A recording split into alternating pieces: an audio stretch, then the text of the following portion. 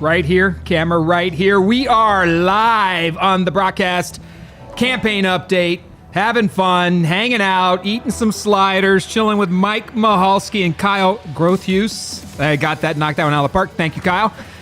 Sons of Liberty Gunworks. We're down here in the West Side, about to have some conversations about a few important topics in the city. What's happening at City Hall, obviously, what's happening on the campaign, the future of San Antonio, talking a little winter storm. Then we're going to jump into small business support, talk a little bit about guns like we discussed on the podcast advertisement. Then we're going to really just kind of freewheel it and get to the points that matter most. So thank you for joining us. All we do is you like it, share it, spread the news. What we're trying to do more than anything is just get information out. Look, man, the city itself, what's happening in our city? We have an opportunity to change the way things work, right? If we learned anything from the last year, but more specifically from the last month, is that the failures of City Hall affect us all. Now, I'm going to say that one more time. The failures of City Hall affect us all. So our ability to understand what's happening downtown and how we work together, how we solve problems and put ideas on the table is what a campaign's all about. It's what we're in the middle of right now. It's what we've done on the podcast for the last year. And tonight is simply a little bit more of that. It's completely free and relaxed, no game plan. We've been in campaign mode all day, as we have for the entire month since the 1st of February. And we always promised we were going to hop on and talk about the issues and let you know where we were. So thrilled, of course, to be here with Mike and Kyle from Sons of Liberty Gunworks. Thank you both for being here tonight and letting us use this facility, man. Hey, can you move that camera? Or is that bad news? Can you see? Yeah, can you see the background? So the facility is off, like I said, in the West Side. Sons of Liberty Gunworks. Obviously, we'll let you guys describe what you do and who you are here in a minute, but this is, there you go. There's Louis Garcia right there, our famed supporter. Oh my goodness, my wife is right there. So look, we're enjoying our time tonight. We're just hanging out and talking about the issues of the city. So real quick, run us down, Sons of Liberty Gunworks, what you're up to, Mike, Kyle, and start us off with a little bit about yourselves. Hey, I'm Mike. I own Sons of Liberty Gunworks. This is my partner, Kyle. We founded the company in 2014, and we've grown into a national brand. We've kind of put San Antonio on the map for duty weapons, for work guns. So we're a rifle manufacturer. We make guns for law enforcement, government agencies, and civilians. And it's been a very, very busy year. Very busy year.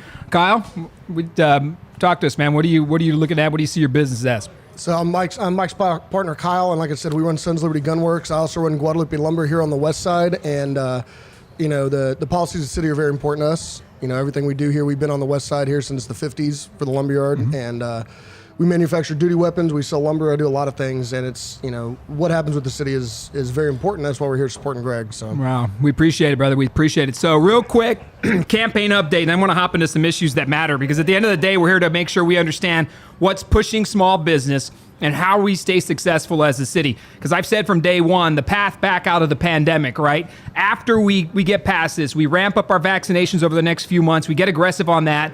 People reach a critical mass of vaccinations. We've got a mask policy changing tomorrow. We're going to talk about that in a second with Governor Abbott's decision. But as we come out of this pandemic, it's going to be important how we respond from a job creation strategy. We have to go all in to put people back to work right now, and that's what we're spreading on the campaign. So look, voting starts April 19th. And we'll run through April 27th. Election day is May 1st. So it's a very compressed timeline in a campaign, and we have to be aware of that. That means you have to let everybody know what's happening. And look, dig in and ask questions of the candidates. Make sure you understand what and who you're voting for. The stage is set. Look, like this thing, I'll give you a perfect example. Ron Nirenberg is doing all he can to hide out in a bunker right now. He's not coming out. He's not talking about the issues of the future, and he's not being held accountable for the decisions he's made in the past. So it's on us as candidates and people who care about our city to demand we have these conversations, that we have honest talks about where you see the vision of our city going forward in the future. So we have to do that. And if we can get those conversations going, I think it's great for the city. Look, City Hall is nonpartisan. It doesn't matter if you're a Republican or Democrat. I say this everywhere I go. Potholes don't care if you're a Republican or Democrat. Your property taxes, when you have to go pay that bill, at that point, you're going to vote for whoever's going to help you afford your home, your job, right? Job creation. All these issues, animal care services, all these issues are basic, back to business, service-oriented things out of City Hall. And they don't care. A police officer doesn't care when he rolls up on you on the scene if you're a Republican or Democrat. It's not the first question he asks you. He's there to serve, or he or she's there to serve or protect. Same with our firefighters. So what we do at City Hall, right? How we manage and how we lead needs to be for all of us. So the campaign update real quick is pretty simple. We are nearing about 45 days out from the election. We're trying to push a debate with Ron Nirenberg. He continues to hide. I'm not going to lie to you. He's not coming out. He does not want to talk about his record. We are seeing what happened in the winter storm kind of unfold over the last few weeks as we begin to unpack this. The city council had a meeting last Friday of the select winter committee to dig into the breakdowns of the winter storm. Now, what's funny about the committee is that it's made up of former council members and Henry Cisneros. This is an insider crony job if I've ever seen one before, because if you think about it, these breakdowns are at City Hall, and the mayor appointed council members to investigate themselves. CPS Energy has failed us and is still not returned out and really laid an explanation down or taken accountability. And SAWS as well are struggling to make sure we understand why these breakdowns happen. So we got the winter storm. We got a big vote on public safety with the fixed SAPD contract that's coming up on May 1st. You have to dig into the issues on what fixed SAPD is doing to repeal the police officer contract. That is on May 1st as well. So there is a vote to determine whether or not police officers will have a contract going forward after May 1st. And then we have to talk about families, we have to talk about taxes, and all these issues are jumping up at us. Look, we feel confident about where we're at. We wouldn't have gotten a race if we didn't think we can do a good job. Your support matters. If you want to help out and you want to be a part of the campaign, reach out to us. You can direct message us at the broadcast. You can text me. My phone number, and I tell this to people all the time, is 210-973-0591. That is my phone number. You can reach out to me directly, 210-973-0591. I better not be getting any crazy text messages in the next 5 minutes from everybody here. I hope not. But we appreciate you. Just send us your ideas. Let us know what you're thinking. If you want to talk about the future of San Antonio, I'm here to have that conversation. Our current mayor, hiding. I have no idea with this person. He's like a groundhog. He comes out once in a while here after the storm to tell us we're going to have 6 more weeks of winter. The guy's disappeared. So it's on us to talk about the facts and to put forward a plan and ideas. We've already put out a plan on jobs. Yesterday we talked public safety. Next week we're going to talk cleaning up City Hall. So dig in. The campaign's moving forward. If you want to join us to help out, reach out the broadcast or text or call me directly, and we'll jump all in it. We appreciate your help. Campaigns are about ideas and vision. And if we can get that out there, I guarantee you we win on May 1st. We just need to get our message out and talk about the fact that San Antonio can do a whole heck of a lot better than we're doing right now. We got to get back to work now, and people need to keep more of the money they're making. That's the key to success. That's the key to pandemic recovery and making it happen for us as a city. So that's a quick update recap. We're here for you. We'll dig into more of that later. But I'm going to get to Mike and Kyle. So tomorrow, Governor Abbott is lifting the mask mandate, right? And before we jump into guns and talking about the laws in Washington, D.C., I want to know from a business perspective, just you as citizens, right? The mask mandates lifting tomorrow, anything you're worried about or what you're thinking about when it comes to mask up? So before I answer that, I just want a huge being accessible and getting that real feedback. Dude, that's huge. That nobody does that. So kudos to you for that, man. Well, you gotta, I've always said this, the job of City Hall, you think, oh man, this is my office, how fantastic I am. That's not the job. The job's in the community. Absolutely. And I would pride myself every day of working in the streets. Like I'd go out to the street, and to do that, you got to be accessible to people, even the people who think you're totally ridiculous. Even people don't agree with you, but that's your line of work too, right? That's the world you guys both are living in, right? Yeah, absolutely. In engaging people, hearing them out. That's the one thing I've always loved about you, dude, is that you have the ability to listen and even change your mind. If somebody presents you with better data, you have the ability to adjust. That's one thing that I think over this pandemic that we've seen where nobody corrected themselves. They could be going down a path, and if better data came out, they didn't. There's no corrective action. It's just that was one of the most frustrating things to watch. Just here in San Antonio and all over the country, as better data came out, the tactics of how we dealt with stuff should have evolved, but it didn't. It just stayed down the same course, regardless of how poorly that course was. And the data wasn't even utilized in some parts, right? It wasn't, or it was manipulated or whatever. Like we shut down bars and restaurants, which were not super spreaders. These were not a super spreader event. But we'll get into that. As far as the mask thing, I think masks are, for us anyways, it was kind of a gesture. I wore a mask when I was going into another business, right? If that business owner wants me to wear a mask in his business, I wear a mask. And I question the efficacy of masks. I don't know if it really makes a difference, but I'm not going to, that's not the hill I was going to die on if I was going to go into HEB or something. If we did have a mask mandate, you should have had businesses open though, right? If the mask is that efficient, yes. If the mask is that helpful, then you could probably, open up your tattoo shop, or whatever else you were doing. Yeah. It's going to be interesting to see. I mean, I've seen a lot of reports and a lot of feedback on social media about Texas lifting the mask mandate, and people are already talking about like the increased death toll. Like it hasn't even gone into effect yet. So unless they can, You got that graphic of Don Lemon? Put that one up there. It should say CNN Don Lemon. If you could track it down, it's one of, if you see it, Salo, the mayor. So the mayor freaked out when Governor Abbott yanked the mask mandate. And Mike, you're exactly right. If you're going to wear masks and you mandate the mask, we should have opened up 100%. And I think what happens is we don't utilize the data. And there it is right there. Nuremberg tells CNN's Don Lemon, San Antonio now has nothing but our hopes against COVID-19. So that to me, and I watched his interview with Don Lemon, that is a defeatist attitude, right? Well, it's not. It's defeatist, and it's a narrative, and it's party line politics. So instead of what's best for the city, it's how can we stick to this narrative, no matter how incorrect it may be, no matter how incomplete data may be. Let's just stick to this narrative, no matter what. I mean, San Antonio has a lot more than hopes. I mean, we have vaccines pumping in. We have we understand social distancing. There's a lot of measures that businesses take, to protect themselves, and most responsible business owners are doing their best to keep things clean, and most people are trying to protect themselves and others. I mean, we have more than hopes. We have, decency. Yeah, so and I think you don't need to mandate decency. I think that's a total failure, obviously, of leadership, and Judge Wolf as well. I mean, when you put yourself in a position where you lead by fear.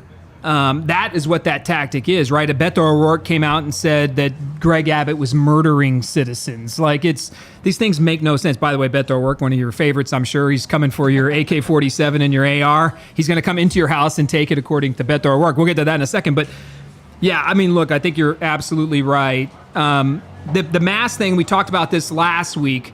I wear my mask because I don't care either way. I have it on, and I think you have to model the way. I think that should have been the answer all along. I think we should have opened up and kept the mask on and kept people working and money coming into families. We should have never shut this place down. Governor DeSantis in Florida is quickly becoming vindicated on Florida's response versus California and New York State's response. California and New York State have been wildfires of COVID for the last 12 months. But I think what you see is, for our situation, and I'll just wrap this up one more time on this point because I said it last week. Just be respectful of the small business owner out there that now has to control this situation. Like if you don't want to wear a mask and you walk into McDonald's and they ask you to put your mask on, don't give that person a lot of crap because you're mad at Ron Nuremberg or Nelson Wolf, right? Yeah, listen, I'm not a fan of masks. I do question the efficacy of them. At the same time, I do respect a fellow business owner if that's what they want in their premises. And to me, that's not the hill I'm going to die on, is whether or not I can come into your place of business. Exactly. Not just that, if I'm out with my kids and stuff, I'm not going to get into an argument over a mask with my 2-year-old. Please don't, man. There's no reason to take it. And I think that needs to come from the mayor, needs to come from the judge, and everybody, that we have to respect our differences now. The law changes tomorrow. Respecting our differences mean we have to make sure that this thing is split 50-50. Yeah. Half the people want to wear the mask, half the people don't. Kyle, what are you seeing?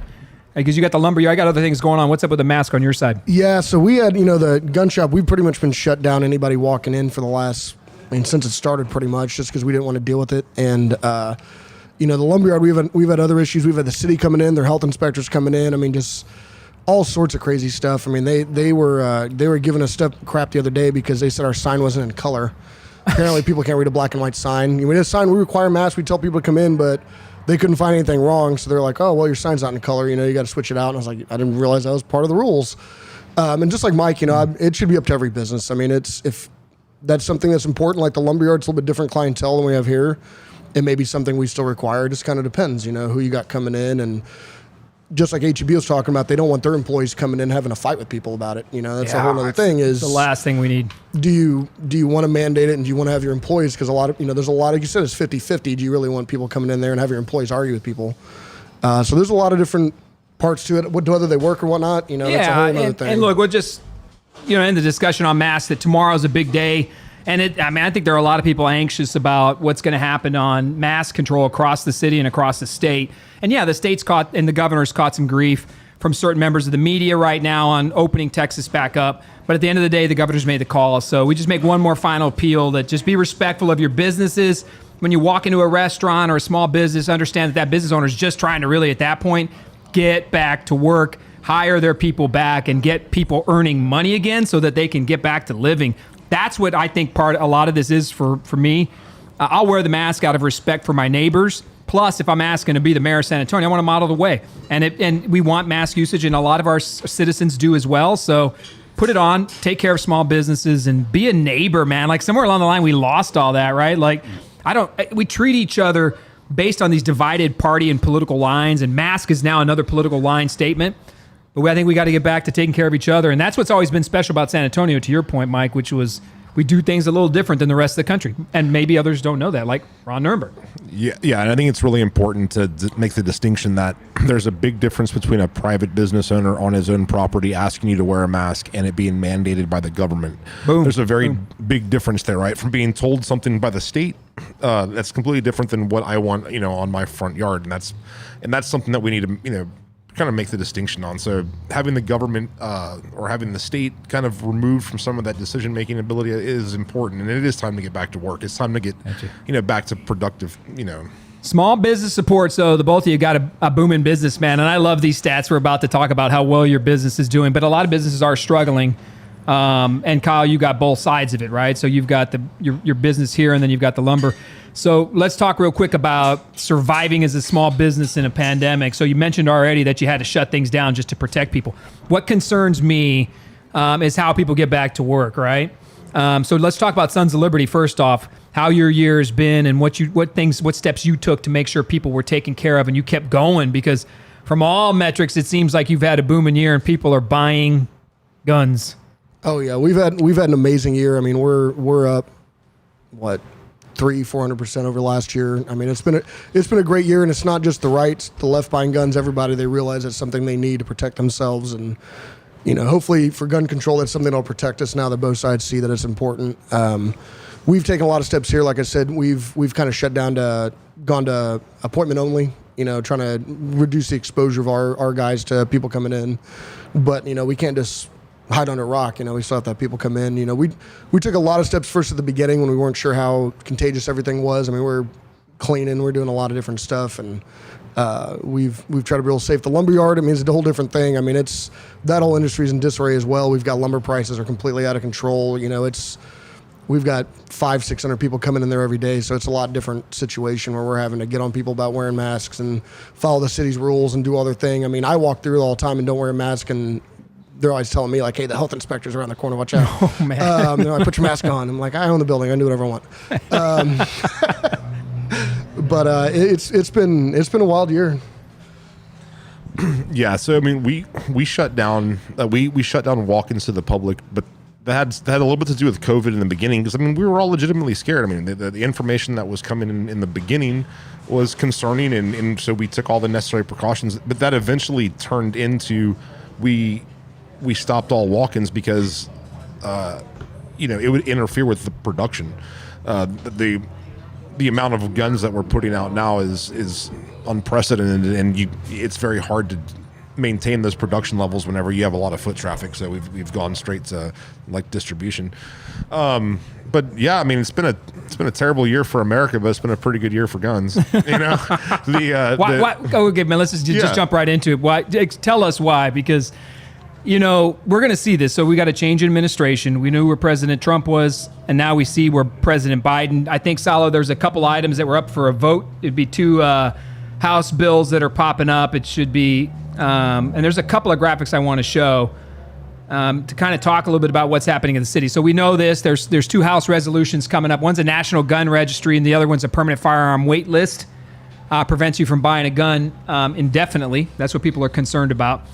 So these two issues came up, and then there's some polling. There's another poll item right there. It's like a greenish graphic right there. You got it. And so this is a Gallup poll for 2021.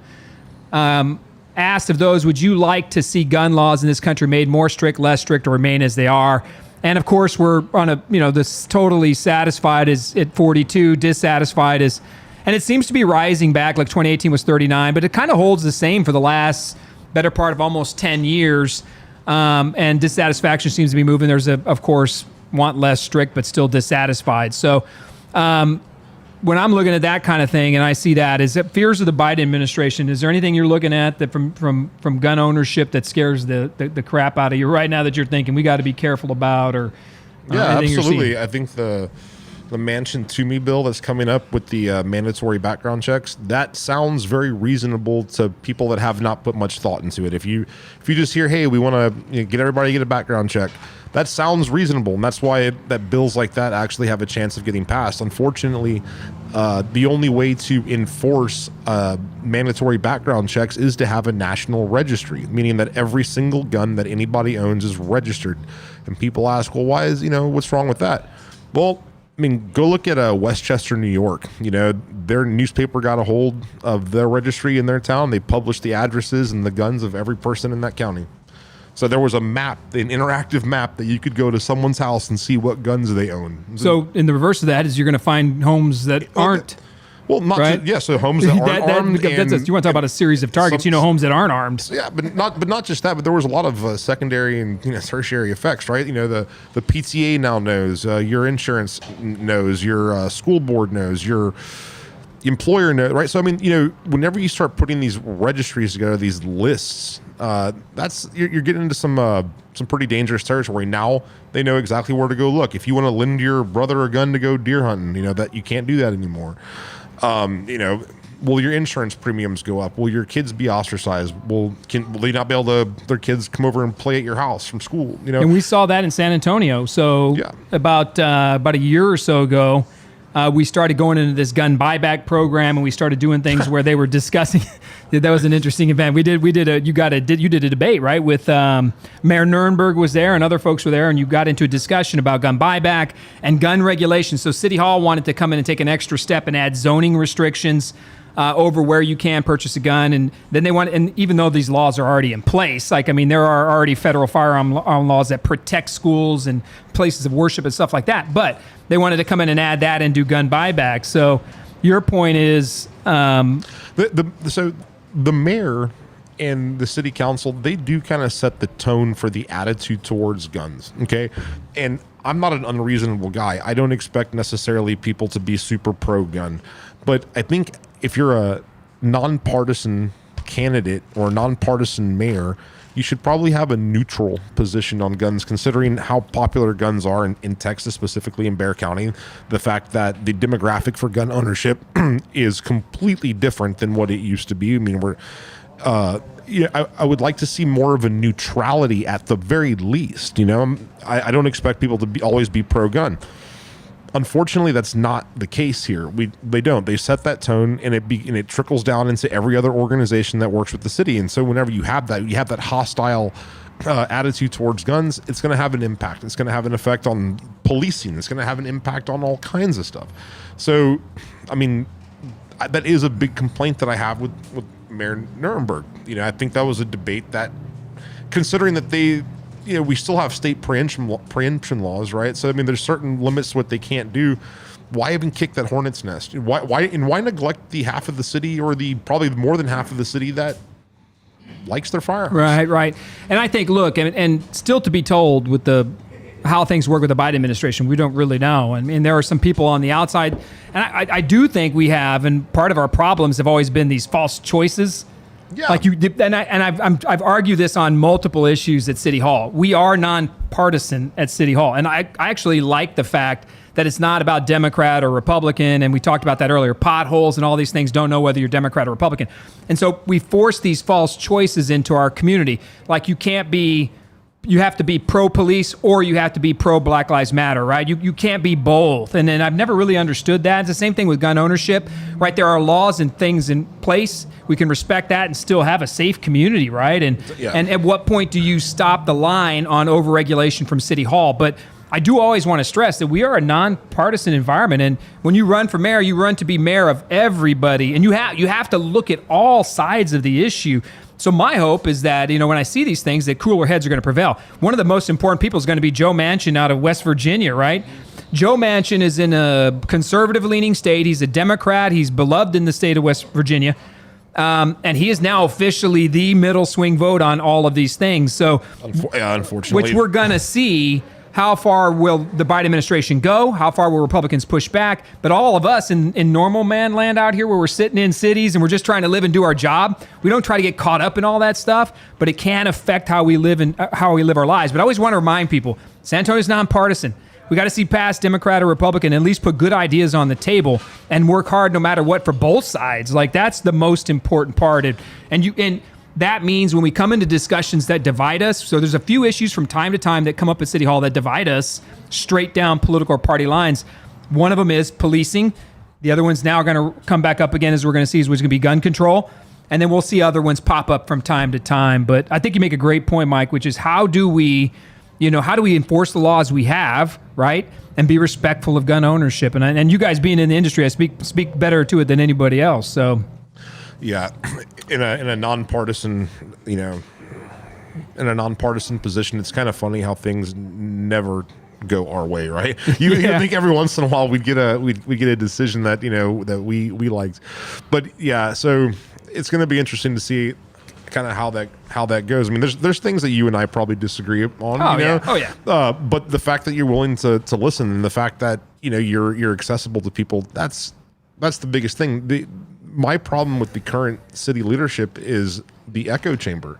They don't listen to anybody outside of their own very small circle. Meetings are held in secret. Decisions are made in, there's no transparency there. And it doesn't seem like things ever kind of go down the middle. It's very one-sided, which is not representative of the majority of the people. I would happily...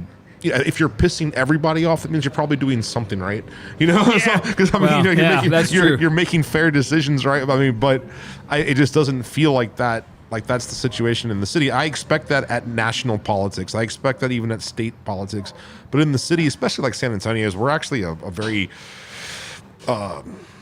moderate city. We're a melting pot here, and so it's just gone. The conversation has just gone so far to one side that it needs to be corrected, and I'd be happy with just down the middle. Yeah, and I think that speaks volumes of it, because I could tell you right now, people are going to be like, man, what are you doing? Like, you got to be one or the other. You got to pick a side. And I'm learning through the campaign and talking to people again and getting back out and knocking doors and going to meetings or forums that nothing is black and white anymore. Like, I just deny the premise that you have to choose one or the other. I think eventually, if it comes to a public vote, you got to make a choice. Like, we're going to see this vote on policing on May 1st. And the folks at Fix SAPD and BLM, they've got valid concerns. Just because I don't agree with the positions doesn't mean their concerns aren't valid. And I do believe the ballot initiative will be defeated on May 1st. But then on May 2nd, what happens? The city's still, we wake up again. We still got the same problems we've always had. So how do we fix those issues going forward? Kyle, what are your thoughts on it? No, I remember seeing on the news, I remember years ago, it'd always be like, how are the votes going to go? We'd see a lot of city council votes that'd be, be close. It'd be one vote apart. There'd be some general concern about which way it was going to. There'd be some general concern about which way it was going to go. There was some balance. There was a lot of different stuff, and now it's all one way. It doesn't seem like there's any debate. It just goes one way. It goes. I used to. It's funny you mentioned that. When I was at City Hall, Cheryl Scully was the city manager, and she prided herself on having 11-0 votes. Anybody that dissented was not, it had to be, okay, she knew at some point Clayton Perry and I were going to vote against pretty much anything we were teamed up on. So occasionally there'd be 9-2 votes or stuff like that. But they had to have these 11-0 votes. It was so important to make sure that it was overwhelming support. And I always think when you have everybody marching in the same direction, nobody raised their hands and say, hey, I think we can do this differently. We should listen to the opposing point of view, right? To make sure marching off a cliff. Yeah, they're all running like a bunch of buffalo, right over the cliff. And nobody's thinking to say, hold on a second, hold on.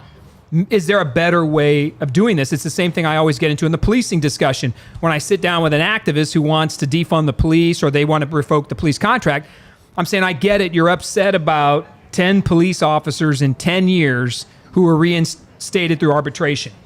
But then I tell them, is that bad?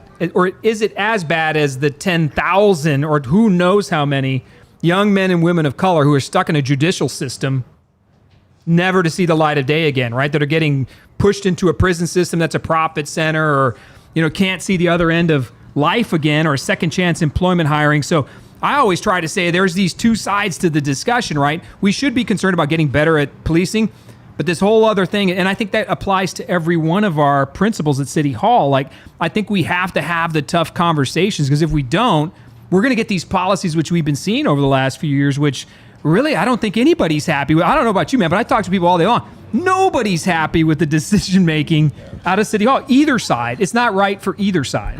Yeah, but that's what you were talking about with these fake choices. You're either pro-police or you're pro-BLM. Either you're pro-police or you ignore the concerns of people who might feel marginalized. That's not an accurate.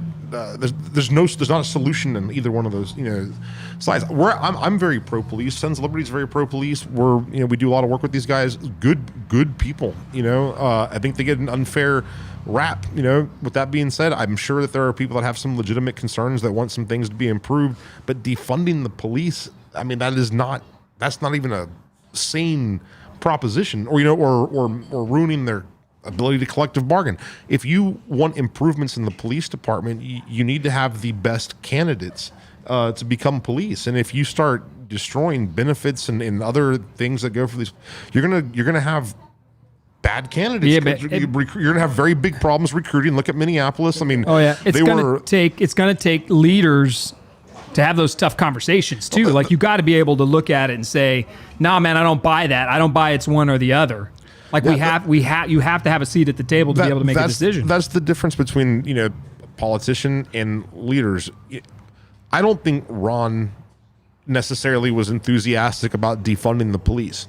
Okay, because I don't think any sane person would be. But when he had the opportunity to try to satisfy a mob, he lied to them.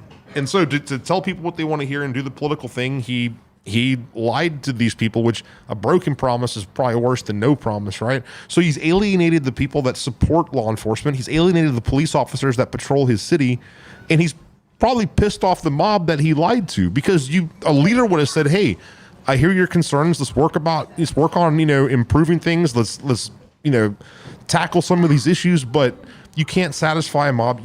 Nor can you lie to them, nor can you alienate the people that are protecting your city." Yeah, and I would I'd go take it one step further.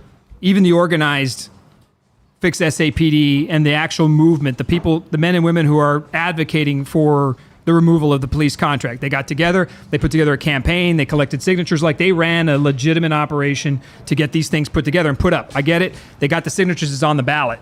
But I think you're exactly right. I think the mayor is now ignoring that situation as well. Like, he doesn't want to have to address, if you're going to get the job, and this is true as you guys as business leaders, if you're going to take that job and be a CEO or a leader or the mayor of a city, you got to take a stand on every issue that comes your way. You cannot just ignore it and say, well, you know what, the city attorney said I can't say anything.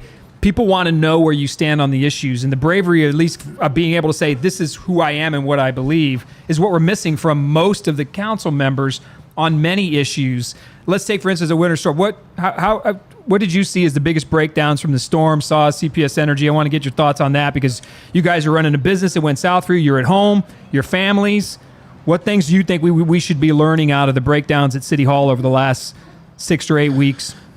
Look, I'll be honest. I don't know enough about the infrastructure and stuff to tell you what went wrong. What I can tell you, though, is that it was apparent that the leadership from the city was absent. These guys were nowhere to be found. Things were going to hell, and people weren't up there out front. Like, you don't always, like, whenever you're put into some kind of unprecedented scenario that you never planned for, there's not like a playbook for that, but you have to at least be present. You have to be, talking to people, hearing this stuff. I mean, I know there was a massive problem with homeless people that couldn't get, shelter. The CPS building was lit up and bright while there were, neighborhoods that were shut down. I don't know enough about the infrastructure of that stuff, but I do know that Ron was absent. he wasn't out front. Yeah, Kyle, what are you thinking, man? From business, family, winter storm, what things you think we should be learning? I mean, first of all, there's absolutely no communication. I know there was, I had no power for 3 days. Luckily, I have a generator and water and a little bit of a prepper, so I was fine. Like I was at home eating like a king. I was good. But is there such a thing as a little bit of a prepper? Yeah, I was warm and we were watching movies. I was good. But we had no idea what was going on. There's going to be rolling outages and all this stuff. I don't know about having 5 minutes of power once every 3 hours is rolling. I mean, that's just, you don't have any power. And I know things I've heard. Like I said, like I'm not an engineer. I don't know the details, but I know that CPS is one of the ones in the state that had a deficit. They weren't generating a lot of power. Austin's utility, I forget the name of it, made millions. Yeah, Austin Energy. Yeah. Austin Energy made millions of dollars during the shutdown because they had their stuff together and they were actually generating power. They work on a fixed pricing strategy too, as opposed to CPS and other cooperatives. They're getting $9 a kilowatt selling power probably to CPS and making a ton of money while CPS was just, we're just out of luck down here, I guess. Yeah, but as business owners, I mean, you're right, and I don't think you can be prepared for the absolute catastrophe that was there. But what you're prepared for is you got a playbook. Maybe this is me from being in the military, but we had a contingency plan for everything. And trust me, something always happens that is outside the contingency plan, but you communicate and you show up. Like you get in your truck or whatever you're driving, Ron Nuremberg, you get in your vehicle and you hop up and you go to work, like you show up. I mean, they didn't have food or water. Seniors are left out by themselves. And the water thing was even worse. I mean, luckily we had water. I think you lost water for a little bit. We were under boil water notices. I mean, that's even worse. At least, I mean, you can't even drink or flush the toilet. I mean, if you don't have power, at least you can drink. I mean, if you don't drink, you're going to die. Yeah, we were without, at our house, we were without power and water for 4 days. So it got really tough. The power would roll on for 5 minutes within 24 hours, and we're frantically trying to do something real quick, and the power went right off. But I think we're going to see a lot of money, a lot of breakdown analysis of that and accountability that comes from it. If you were to say, but has there been any accountability? No. I mean, has there been any transparency as to actually what went wrong or what the solutions are? As far as and I could be wrong. Correct me if I'm wrong, but didn't they have that conversation in that? All that information isn't been sealed, and we're not privy to any of that information. Salo, put up that one graphic on the tweet from Emily Bockham from News 4. I think I copied you on the tweet. Yeah, it's a tweet. Did you get it? No, maybe you didn't get that one. There's a tweet. So Emily Bockham posted a tweet the other day, and she said, look, we asked for the communication records. We did an open records request to the city of San Antonio for communications between CPS Energy and City Hall prior to and during the winter storm. And the city of San Antonio sent a letter to the Attorney General's office saying some of this may be privileged information. We don't want to release it. So they're already blocking the flow of information. Now, which is ridiculous. Oftentimes, the city will slow you up in an open records process. They have to get answers to you within 10 days. Mind you, this is mandated by state law. They have 10 days to get you the information. A lot of this is automated and an like a keyword search that's digitally done. It's one of the things we did when I was on the city council, so that you can search everybody's computer at the city digitally, and then they'll return back in a query. If you said, I want to know about Paula Gold Williams, anything in the email that says CPS Energy, that'll automatically get pulled from every computer server in the system, and it comes to them automatically. As it should be. As it should be. Yeah. 100% transparency. But the city fired off a letter to Ken Paxton's office saying, we want to withhold some of this, and we just need to make sure you're aware of this. So this is a cover-up type scenario, right? And then they'll get that information and they'll redact it. They'll pull people's names out or contact information. I think you got to be 100%. Look, if you get caught, the beauty of people and Americans, if you get caught unprepared or you made a mistake, the faster you own it, the quicker you say, look, I mean, it was a leadership failure and a total breakdown. We own it. I got to fix it. Here's the information. What do we got to do? Like get action oriented about it quickly. But they're not. They're like quiet. They're hiding. It goes back to what I was talking about earlier, like when I was talking about, incapable of taking corrective action, incapable of accepting new information. It's the same thing. It's incapable of admitting that you were wrong, or that, hey, and I think there's something that resonates with people whenever you could say, hey, I was wrong, or we were under this impression, and And there's something honest about that. I can understand someone who's honest and correcting something than denying it or avoiding it or trying to spin it into some other type of thing. I mean, I think I got to tell you, regardless of what side you're on, the fact that those conversations are not public, that the accountability is not public, that should piss a lot of people off. CPS Energy, in the middle of the storm, put out notification that they were not going to release any public information. Like they said, yep, no, we're done. Can't answer questions. You thought on it, Kyle? Well, I was going to say, you're bringing up CPS Energy, the thing with their meteorologists where they're using like an intern. They had a qualified meteorologist, had a degree and all this stuff, and they come to find out he's just some student. I'm sure he's a great guy and all, but, they're like, they brought up the guy from the Tri-Bend area. No, their meteorologist. He has like a master's degree and been doing it for 40 years. And we have some guy that's... So Kyle's bringing up a great point. CPS Energy has a meteorologist, and he calls himself, and I can't make this up, man. This is beautiful. Kid Cold Front. That's his Facebook handle. Kid Cold Front has no degree. He's got nothing. Emphasis on the kid. This is his Facebook handle, I guess. I don't know. Kid Cold Front was handling. I had many people saying, bro, I've got at least Weather Channel. Like, I could have got this better information than Kid Cold Front on my app, right? But that is the level, right, of insular lack of transparency, lack of preparedness. And I think, look, it needs to be exposed, and changes need to happen at CPS Energy from the top down. I mean, there's a lot that needs to be done. The line workers, the men and women who are out there knocking it out, reading your meter, putting up power lines, those people knocked it out of the park, right? Same thing with saws. The line workers, the people on the ground, on the dirt, doing the hard work, knocked it out of the park, and they always do. It's their leadership that fails them. So if I was to say a couple things you hope for the city over the next year, what you would like to see happen, things you're worried about and you want to see change on, what would be a couple of the top things that you want to see? I would just like to see the focus put back on the city. I'm going to use an example, and I think it communicates what I'm trying to say. I remember the Republican National Convention wanted to come to San Antonio, and it was a lock. It was a shoo-in. They were going to come here for strategic reasons. And it generates $200-something million worth of revenue for the city. The city gets $50 million of extra security equipment and stuff that they can keep. The hotels, bellhops, bartenders, waiters, bar owners, everybody benefits from that. Everybody eats better, okay? But because of virtue signaling and stuff, the city was deprived of a massive revenue-generating event. I'm a Republican, okay? But if the Democratic National Committee wanted to come here, I'm not going to tell my friends who are bar owners and bartenders and restaurants and cooks, to starve on, for my political ideology.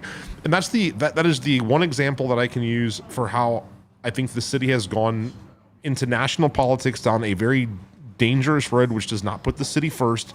It puts political party above San Antonio.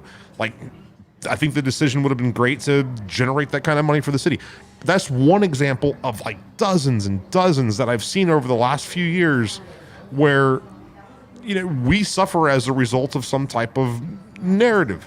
So I would like to see you put the city first and actually listen to feedback from everybody, and you will be a good mayor if you're actually listening to people outside of your own echo chamber, and you have the ability to correct action. If you're doing something, if you're going down a course and it could be corrected, or it could be done better, or it could be improved, take that feedback and have the flexibility to, to improve. That is what I would love to see from anybody in a leadership position. Kyle, wrap up. What do you think? One or two things that you're hopeful for the city in the coming year? One thing that makes San Antonio is how friendly everybody is. Me and Mike travel a lot all over the country and, other places in the world, and there's just some really unfriendly, kind of crappy people out there. San Antonio, everyone's friendly. I'll drive down the road, wave at people, talk to people in the line at the grocery store, all sorts of stuff. It's just how South Texas is. And a lot of these transparency issues and the fact that it's very partisan and very polarized has just made it, I hate to see the San Antonio lose what it was, because the top is very polarized and one-sided. And one tiny little section of people that are there, they make all these decisions without anybody else's interest in life. We go back to Manchin. One good thing you did say the other day is, after this coronavirus bill comes through, they're going to try to push an infrastructure bill come through that's even bigger, $2 to $4 trillion or something insane. And at least one good thing he did say was that, just because we have the power doesn't mean we should be able to abuse it. And he said, he's the chairman of the Energy Committee, and he said he will not allow it to go through reconciliation. He's going to say they have to get 10 Republican votes. He's not going to undo the filibuster. He's like, we got to work together or else he's just not going to allow it to happen. It's a good comment. Yeah, so he's not all bad. He's got some bad, but at least he's trying to get other people involved, and that's one thing I hate to see on the city level is 11-0 votes. It's all one-sided. They don't care what we think. Just because you have the power, doesn't mean you can abuse it. So, well, that's a good point. I appreciate you both, and thank you for the time and the opportunity to sit here and just talk about a few different topics. It's interesting, and you've got to talk both sides. Like, you can't just go down a path as a mayor or as a city council member and just live it on one side and one side of the issue only. If you were elected and let's say you're a council member, which I've been, or you get elected mayor, you're leading Democrats and Republicans. You're leading independents. You're leading people who frankly hate the system and are sick and tired of government, who have no belief in anything anymore. So you're leading small businesses, school teachers. All of these folks are looking to you to have the answer for as many of us as possible, right?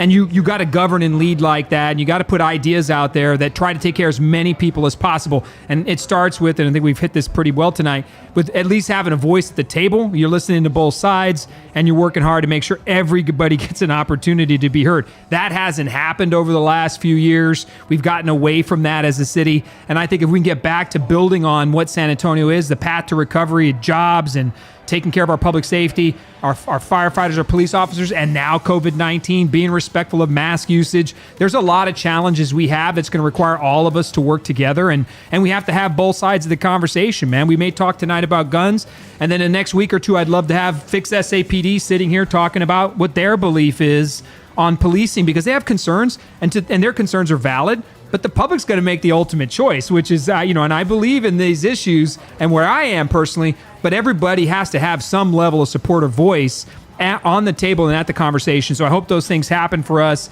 and we can push these ideas, get them out there and work hard to make San Antonio the best place. Sons of Liberty Gunworks. Well, we appreciate you. Mike, Kyle, thank you for everything. Again, just tonight talking about the campaign, where we're at. Pay attention, see what's happening in the news, learn about the candidates that are running for office. It's not just the mayor, it's also 10 council members up for re-election. 2 are term limited, right? District 5 and District 3 will have new council members there, but the other 8 are running for re-election. And of course, you got the mayor's position with 13 candidates running. It is a great time to get engaged. Like I said at the beginning, if you learned anything, it's that the failures of City Hall affect us all. And if you don't engage and get out there and make a vote, wherever you are, just vote. Democrat, Republican, Independent, Conservative, Liberal, Progressive. Get engaged and educated on why people are doing what they're doing at City Hall. Don't let them only win with 3,000 votes out of 150,000 residents in a city council district. Your vote can make a strategic change and difference in literally every council district in this city. But you got to get out there, you got to ask questions, you got to get engaged. We appreciate you. We're thankful to Sons of Liberty Gunworks. We're going to wrap this bad boy up. We'll be back next week with, I don't know, maybe we'll go find somebody on the other side of issues. Let's hop on the table and talk about it. We thank you. More to come. As always, we close out with the broadcast. We'll be back, and we are officially out.